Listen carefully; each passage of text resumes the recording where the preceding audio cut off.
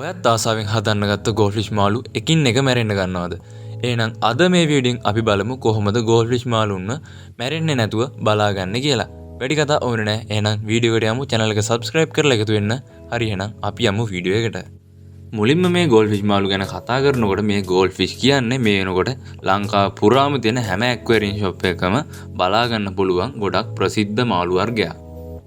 ඒ වගේම මාළු හදන්න පටන් ගන්න අලුත් අය මුලින්ම හදන්න පටන් ගන්න මාළු වර්ගයක් තමයි මේ ගෝල්ෆිෂ් කියන්නේ. ගොඩක් අය කරන වැරද්දක් තමයි මේ ගෝල්ෆිෂ් මාළු පොඩිම බෝල් වල හදන්න පටන් ගන්න එක.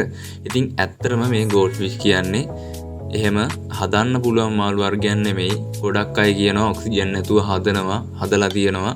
ඉඩ තියෙනවා නම් මේ මාළුවට අනිවාර්යයෙන්ම ඔක්සිජන් නැතුව හදන්න පුළුවන්. ගොඩක් දෙනා කරන්නේ පොඩි බෝල් ගෙනල්ලා ඒකට ගෝල්ෆිෂ් ජෝඩු 2-3ක් දාන එක. ඉතින් එතකොට මේ ගෝල්ෆිෂ් මාළුන්ට ඔක්සිජන් නැතුව අනිවාර්යයෙන්ම මේ ගෝල්ෆිෂ් මාළු මැරෙනවා.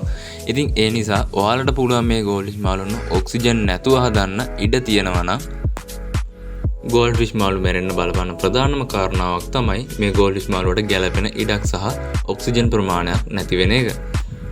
ඒ නිසා ඔයාලා මේ ගෝල්ෆිෂ් මාළු හදනවා නම් අනිවාර්යයෙන්ම මාළුවට හොඳට පේනලා කරලා ඉන්න පුළුවන් ඉඩක් එක්ක ඔක්සිජන් ලබා දෙනවා නම් වඩාත්ම හොඳයි.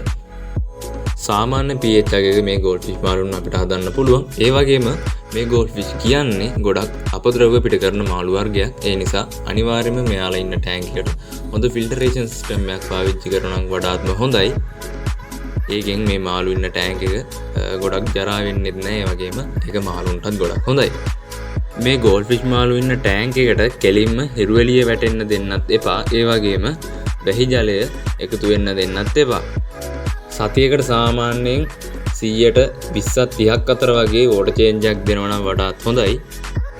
වෝටර් ක්වොලිටි එක වැඩි වෙන තරමටම ඔයාගේ ගෝල්ෆිෂ් මාළුන්ගේ ආයු කාලය ගොඩක් වැඩි වෙනවා. ඉතින් ඒ නිසා ඔයාලා මේ ගෝල්ෆිෂ් මාළු හදද්දී හොඳ ෆිල්ටරේෂන් සිස්ටම් එකක් දීලා වෝටර් චේන්ජස් කරන අතරේ හොඳට බලා ගන්න පුළුවන්. ඒ වගේම ලින් ජලය නැතුව ඔයාලා ක්ලෝරින් වතුර වගේ එකතු කරනවා නම් අනිවාර්යයෙන්ම ඇන්ටි ක්ලෝරින් පාවිච්චි කරන්න.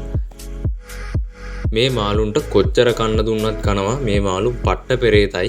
ඉතින් ඒ නිසා ඔයාලා මේ ගෝල්ෆිෂ් මාළුන්ට දවස පුරා කෑම දෙන්න යන්න එපා. දවසට එකපාරක් හෝ දෙපාරක් විනාඩි 2ක් වගේ ඇතුළත කාලය ඉවර කරන්න පුළුවන් ප්‍රමාණයකට කෑම දෙන්න.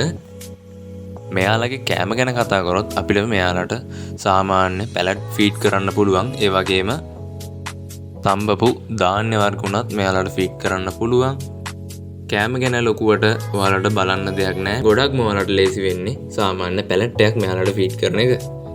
මතක තියාගන්න මං කලින් කීවත් වගේ මාළුවව ඕවර් ෆීඩ් වෙන්න දෙන්න එපා. ඒ නිසා විනාඩි 2ක් ඇතුළත කෑම කාලය ඉවර වෙන්න පුළුවන් ප්‍රමාණයකට කෑම දෙන්න. මේ මාළුන්ට වැඩිපුරම ඇති වෙන ලෙඩ ගැන කතා කරොත් වයිට් ස්පොට් හැදෙනවා, ෆන්ගස් සහ ෆින් රොට් වගේ ලෙඩ රෝග මෙයාලට ගොඩක්ම හැදෙනවා. ඉතින් මේ ලෙඩ වලින් මෙයාලා බේර ගන්න පුළුවන් වෝටර් ක්වොලිටි එක හොඳට තියාගත්තොත්. මේ ගෝල්ෆිෂ් මාළුන්ගේ ටැංක් සෙටප් ගැන වුණත් ඔයාලට ලොකුවට වද වෙන්න දෙයක් නැහැ. ටැංක් එකේ බොටම් එකට ගල් හෝ වැලි ඔයාලට පාවිච්චි කරන්න පුළුවන්. ඒ වගේම මෙයාලත් එක්ක ඇක්වැරියම් ප්ලාන් නම් හදන්න අමාරුයි. ඒ වගේම මෙයාලගේ ටැංක් මේට්ස්ලා ගැන කතා කරොත් ඔයාලට පුළුවන් මේ ගෝල්ෆිෂ් මාළු ඕනම මාළුවෙක් එක්ක හදන්න. හැබැයි ගෝල්ෆිෂ් මාළුවට වෙනත් මාළුන්ගෙන් කරදර වෙන්න පුළුවන්.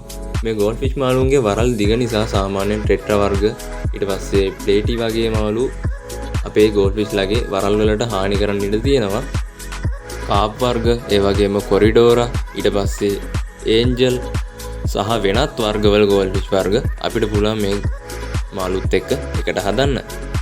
අපි කොයි කවුරුත් කැමති ගෝල්ෆිෂ් මාළුන්න මැරෙන්නේ නැතුව හදන්නේ කොහොමද කියලා සාරාංශයක් විදියට කිව්වොත් මේ මාළුන්ට ගැළපෙන ටැංක් සයිස් එකක් දීලා හොඳට ඉඩ තියෙන ටැංක් සයිස් එකක් දීලා ඒ වගේම හොඳ ෆිල්ටරේෂන් ඔක්සිජන් ලයින් එකක් දුන්නොත් අපිට පුළුවන් මේ ගෝල්ෆිෂ් මාළුන්න මැරෙන්නේ නැතුව හදන්න. ඒ වගේම ඕවර් ෆීඩ් නොවි හරි විදියට ෆීඩ් කරලා මේ මාළුන්න පරිස්සමට බලාගත්තොත් අපිට පුළුවන් මේ මාළුන්ගේ උපරිම ආයු කාලයක් ලබාගෙන ලස්සනට මේ මාළුන්න හදන්න පුළුවන්.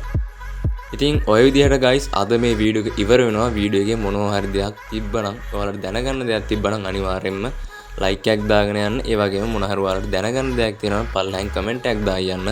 channel එක subscribe කරපු නැති කෙනෙක් නම් අනිවාර්යයෙන්ම පල්ලෙහා තියෙන රතු පාට subscribe button එක click කරලා channel එකත් එක්ක එකතු වෙන්න. මේ වගේ වීඩියෝස් ගොඩක් අපි තවත් ඉස්සරහට බලමු. එහෙනම් ගයිස් අපි තවත් අලුත් වීඩියෝ එකකින් හම්බ වෙමු.